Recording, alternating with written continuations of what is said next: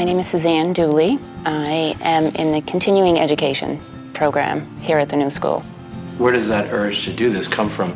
I was an English major in undergrad, and then I proceeded on to law school. I've been practicing law for about 13 years. I'm a lawyer by day and hopefully a writer by night. Why are you doing this right now? I feel as if the inspiration was always there, but then you just reach a certain point, or you reach a certain crossroad where you realize life is short, you know. So if you have any sort of desire, whether it's creative or otherwise, you should take that step and make it happen.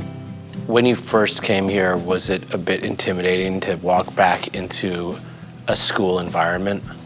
Yes. It was intimidating and invigorating all at the same time.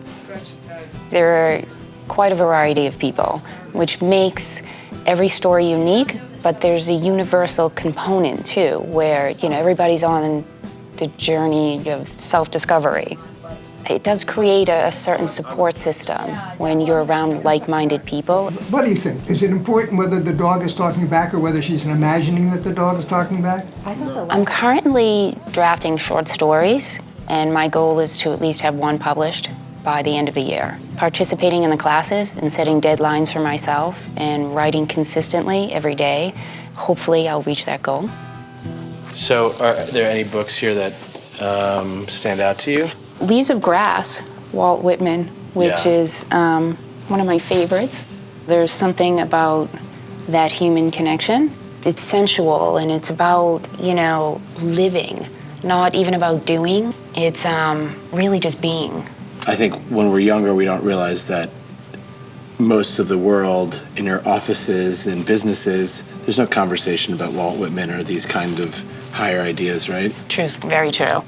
Which is what I think ties back into being your true self. You end up being a sort of different person in work versus the person you are in your private life. This is more on the who you are level, and not many people in the competitive workforce have those conversations.